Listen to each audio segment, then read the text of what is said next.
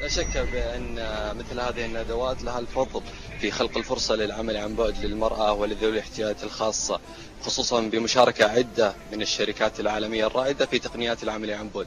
والحديث أكثر عن هذه الندوة يسرنا أن يكون معنا المهندس سعود الطوالة، خبير في العمل عن بعد. حياك الله معنا ببرنامج صباح السعودية. الله يحييك وأنا سعيد. في البداية ماذا يقصد بالعمل عن بعد؟ العمل عن بعد هو أن يكون الشخص الذي يعمل في غير مقر الرئيسي للعمل، مثلا في المنزل، في السفر، في أي مكان.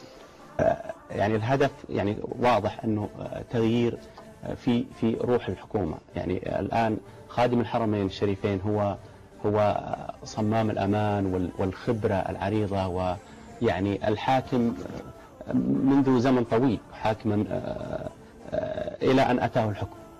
فالتغييرات التي حدثت هي يعني بث دماء شابة وروح جديدة ورسالة للداخل والخارج أن المملكة العربية السعودية. ينضم إلينا من الرياض المهندس سعود الطوالة، المدير التنفيذي لشركة العمل عن بعد.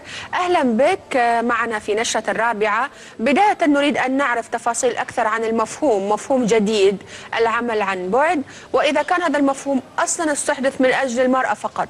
عليكم السلام أختي. أهلا بك. المفهوم العمل عن بعد هو يعني امتداد للتعليم عن بعد، الخدمات الإلكترونية، التجارة الإلكترونية، الخدمات البنكية، كلها أصبحت الآن تدار وتنفذ عن بعد.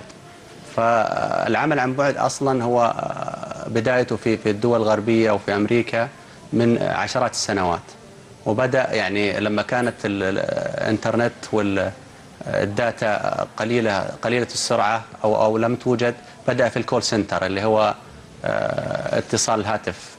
نعم. وتحويل المكالمة على منازل الأمريكيين، واستخدموه في هذا النظام.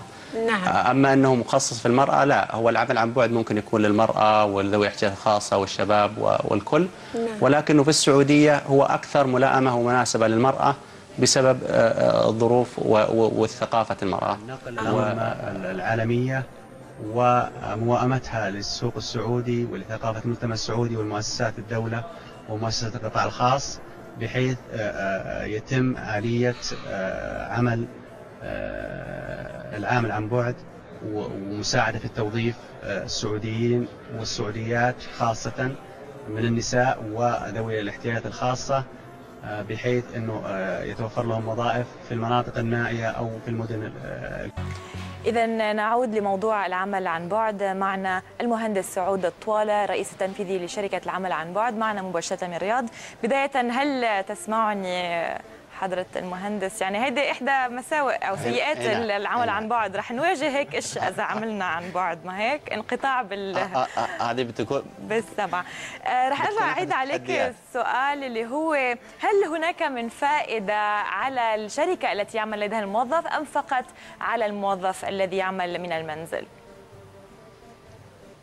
لا، هناك فائدة كبيرة للشركات التي سيعمل لديها موظفين، لأنها حتوفر تكاليف قد تتجاوز 40% من المكتب والأثاث وبدل المواصلات. يعني بدل المواصلات، بدل ما يكون مبلغ كبير، لأنه عندهم تشالنج كبير من الوصول للعمل. يعني معروفة عالميا طرق الوصول للعمل أربع طرق: يا نقل عام، يا أنه الشخص يسوق بقيادة بنفسه، أو ولي أمره هنا في السعودية مثلا، أو سائق.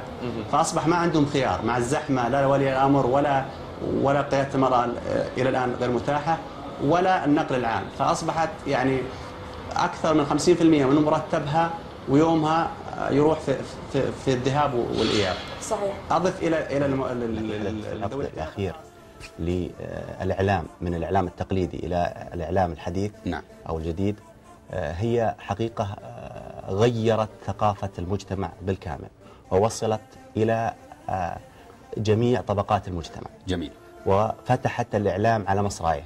طبعا لا تستغني عن الموظفين، ولكن لو جينا مثلا أخذنا مثال شركات الاتصالات أو شركات الطيران، أنت تنتظر مثلا في إحدى شركات الطيران أكثر من 25 دقيقة جميل. ليرد عليك المأمور. صحيح. في أوقات الصيف اللي هي السفر. جميل. فإحنا التقنية لن تأخذ مكان العنصر البشري 100%، ولكنها ستجعل الرقم المشغول لا يوجد. هذا جميل. يعني أنتم تتسابقون مع السرعة بأفكار تقنية جديدة. كيف أو كم يقدر حجم سوق الاتصالات؟ عفوا مهندس سعود، يعني قبل أن نخوض في تفاصيل هذه التقنية الجديدة، يعني حجم سوق الاتصالات وتقنية المعلومات في المملكة، يعني هو يعني بالتأكيد أنه يعني يمثل أعداد كبيرة. هل هناك مثلا إحصائيات معينة، أرقام معينة تدل على حجم هذا السوق؟ طبعا حجم السوق الاتصالات السعودية حسب إحصائيات هيئة الاتصالات الأخيرة نعم. بلغ 46 مليون مشترك ما بين هاتف ثابت وجوال. يعني هذا أنه انتشار الجوال والهاتف الثابت تجاوز تقريبا 180% من عدد المواطنين والمقيمين، وهذا يعني أنه سوق كبير وواعد. نعم. يعني يمكن خلينا نقول كلمة واعد يعني خلاص عدت الآن. احنا نقول انه السوق وصل الى حالة التشبع بالنسبة للمشتركين. انا بديتها حقيقة لشغل فراغ. نعم. ولكن انتهيت الى انها اصبحت حرفة. نعم. واصبحت ابعد من حرفة، اصبحت حب. نعم. لاني انا اؤمن بشيء انه اذا ما حبيت الشغله اللي انت تشتغل فيها لا يمكن انك تتقنها وتبدع وتتحمل كل العناء والتحديات والعوائق اللي راح تقابلها. ما في اي عمل بياتيك بسهوله، لازم في تحديات كبيره. التعليمي بشكل عام. خلونا نسمع وجهة نظر المهندس سعود في هذه المسألة. مساك الله بالخير مهندس. مساك الله بالنور والنور، وانا سعيد بلقائي معكم. واحنا يمكن نتكلم عن الاعلام الجديد. اي والله يا ليت. اللي هو نبدا بالاعلام الجديد، خصائص الاعلام الجديد عن الاعلام التقليدي. التقليدي نعم. التقليدي مثلا زي التلفزيون والراديو، هذه من جهه واحده. تسلم. القائمين على القناه او الاذاعه يصنعون برامج معينه. نعم. وينتجونها ويتلقاها المتلقي على عواهنها. نعم. هل هي ايجابيه او سلبيه او شيء، ولا يستطيع انه يتفاعل معها تفاعل مباشر. نعم.